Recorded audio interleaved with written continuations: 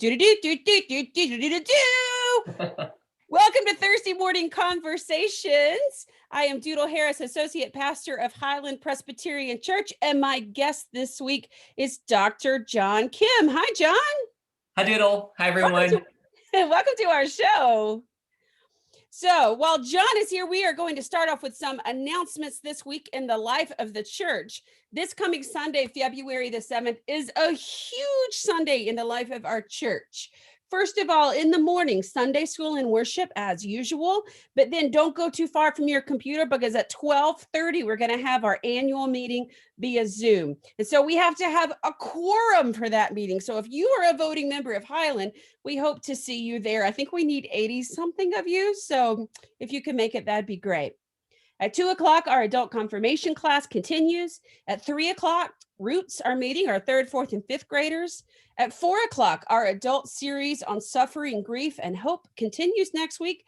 At 5 o'clock next week on the 7th, all of our youth are meeting. And then everything's going to be done by 6 o'clock because there's some sort of sports ball going on next week. John, are you planning to watch the Super Bowl? Absolutely. Do you have a favorite team that you want to win?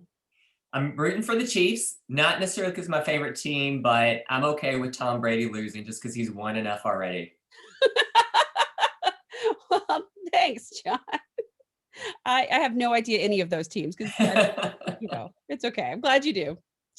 There are some birthdays in the life of the church this week. So from January the 31st to February the 6th, happy birthday, Sheila Welch, Anna Grace Lagle, and Elliot Watkins, who's about to be a big brother for the second time, Jane Cox, Steve Holmes. John, isn't Steve a good friend of yours? Absolutely, the one and only. Do you have any funny stories about him you want to share? Probably not well enough for this venue, right? We'll say that for another time. All right.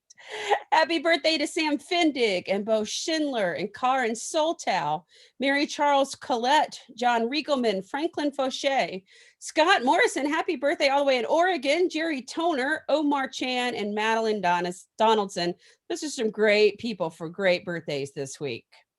So, John, you are our guest. Welcome. I'm so glad you're here. Now Thanks it's for having time me. for me to interrogate you. Okay. Are you ready? Yes. First of all, John, how long have you been at Highland and what brought you to Highland? So my family and I, we've been at Highland for about 6 years.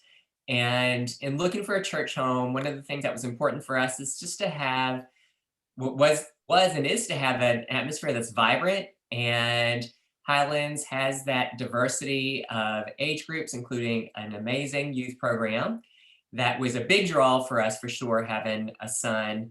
And then as well as just reputation that it had in the community. And we came several times to visit, and it felt like home.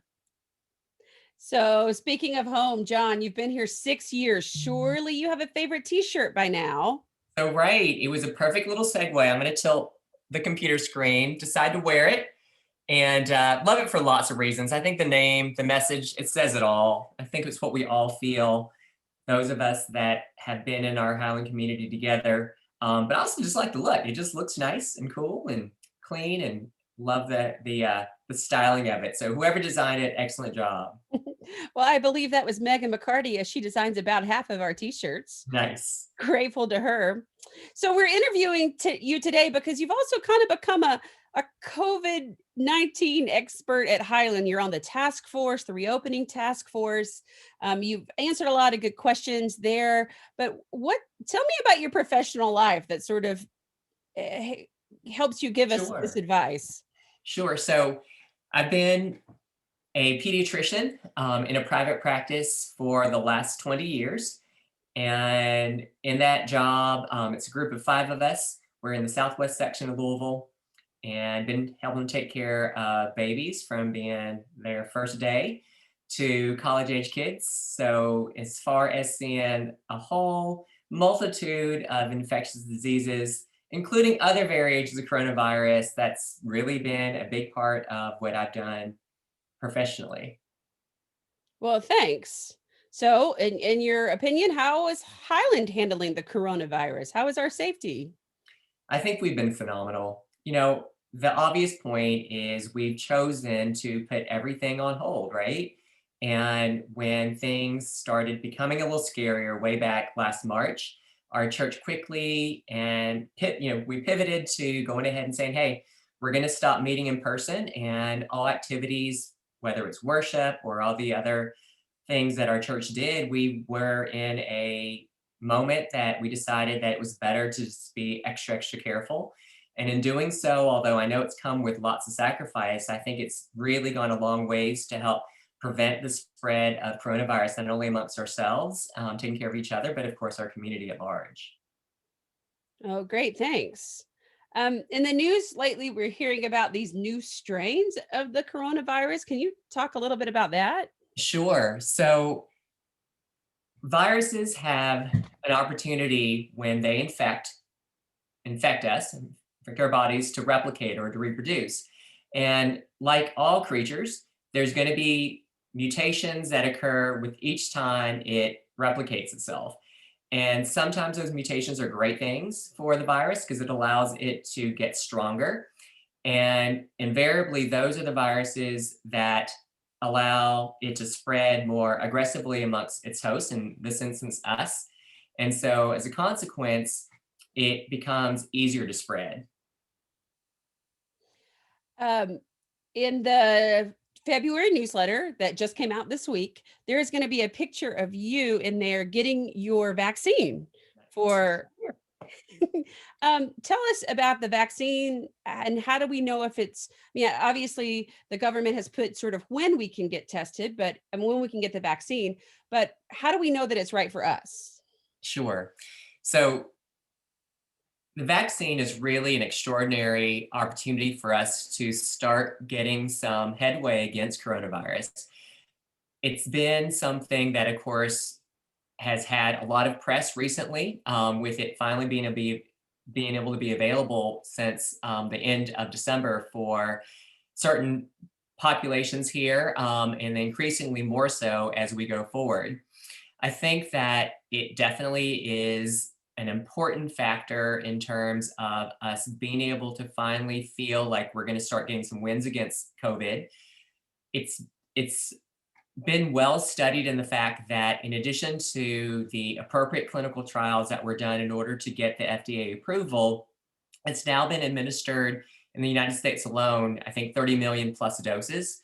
So within the first several weeks of administration, if there are going to be categorically unsafe or unknown side effects or consequences that occur, it would have already well been delineated out by now. So the fact that we've had millions upon doses in, of course, hopefully tens of millions more to go, I think it speaks really well to the safety of the vaccine. So if I can be nosy, did you have Yeah. any side effects or anything with yours? Sure. So for me, I was fortunate enough to get both doses in. And the biggest thing that I dealt with was just soreness of my arm. And if anyone's had a tetanus shot somewhat recently, it'll mimic something that was akin to that, but it's certainly not something that isn't doable. You're still able to function and do all the things that you're supposed to. Just when you raise that arm up, you start to feel a little bit tightness. And sometimes it requires a little bit of heat application or some ibuprofen or Tylenol, but for the most part, really, really easy to tolerate. That's good news, John. So, do you have any prediction about when we'll return back to normal? Like when it'll feel like it used to? Sure. You know, it seems like we're constantly making that a moving target.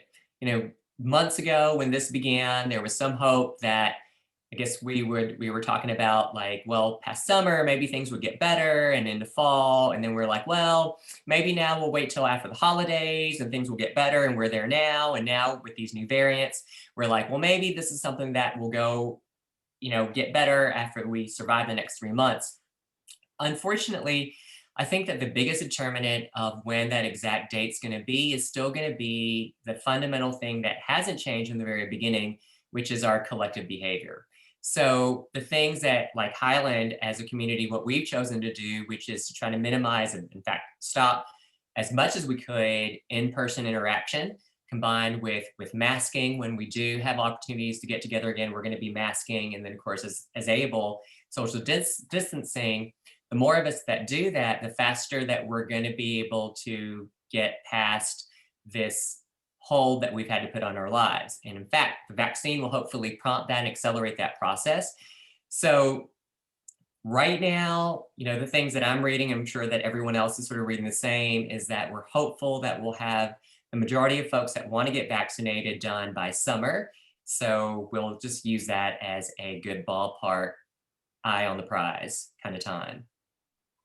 Thank you. That's awesome. I know that you especially follow the work of Dr. Fauci and Right. Someone that I might be doing this interview with gave me the best socks, Dr. Fauci socks. So I have to wear them the next time we do something like this. that's awesome. I so appreciate his words and that he shared and with all of us as a nation. Right. Right. All right, John, have you thought ahead like what long-term effects the vaccine could have in our lives? Like what could permanently change in the way that we conduct our lives because of the pandemic? Sure. I mean, I think that there's so many layers to that, but just on the surface, I think unfortunately, masking is going to become something that we do more frequently. Maybe not as universally or as stalwart as we've been doing it currently, and that we'll have to continue doing for a bit longer. But even after we get COVID behind us, I think that the idea that respiratory illnesses in general could be something that is always with us may prompt masking to be something that occurs more frequently. In addition, I think us being a lot more aware of illnesses on a global scale where one virus in one part of the world can quickly become epidemic everywhere else. So that's going to sort of shape our perspective of how small the world is. And that's a good answer. I hadn't even thought about that one. I asked our high schoolers the other day how it would change, and they said, well, I don't ever want to submit paper homework again. Well, right. I mean, that's a perfect example. Like as far as beyond just the some of the health practices things, just the way that we conduct our lives. You're right. I mean, this accelerated processes, whether it's for good or bad, with technology, and so I guess we'll all see what happens together. Thank you. You've been super helpful. I appreciate your insights. Is there anything else that you've got all of Highland as a captive audience, John? Is there anything either coronavirus related or otherwise related you want to say or questions you wished I'd asked you? Well, no, I think you have covered everything really well, but I was reading last week, and it's something that you might already be familiar with, and certainly other people as well, but was a new sort of like coronavirus era term, and it was the word pangry. Have you heard of the concept of pangry? You mean hangry, like you're hungry and you're angry? Right. So this is very similar to hangry. So good pickup. It has to do with sort of the anger that goes with the pandemic, right? So you're pangry. And this particular, author was just talking about how, everyone looks at the same data and either can be in that realm of, oh my gosh, why aren't we doing more to be extra careful? And then you can have the same data and someone else is going to be looking like, well, gosh, we got to learn to live with this thing. We can't live in fear. And of course, those are very two opposed points of view. And I liked what this person was espousing, which was just trying to understand that everyone's going to come from a different point of view. And it doesn't necessarily mean that someone is wholeheartedly wrong or wholeheartedly right. And it just reminds me of what we try to do together in our own community at Highland, which is just trying to show each other support and love and understanding. And the last thing I'd say is, of course, we all need a whole lot more patience given what we're dealing with. But as we always quote Andy together, we'll still do it together, right? We'll get through this. Right. We'll get Thank through you. it Thanks for together. being more exacting on his wise words. Yeah, we said that in my house often. That also reminded me that I heard someone at Highland the other day talk about her vaccinvy, her envy of those that were getting Ooh, have so you heard similar that to Pangry. These are such clever people that come up with these things. I love it. one? Well, gosh, I'm so glad you were here today, John. I appreciate your insight, your sharing. You're letting us pick your brain. Happy to Um, do it, Doodle. It's well, always tell good the to talk to you. oh, thanks. Tell the rest of your family I said hello. I shall. and you just have a great week. You do the same, Doodle. Thanks so much. Bye, Sure. everyone. Thanks, everybody at Highland. We will see you next week with Renata DeWeese talking about the missions that the Church and the World Committee are supporting. So hope you'll see you next Thursday. Bye.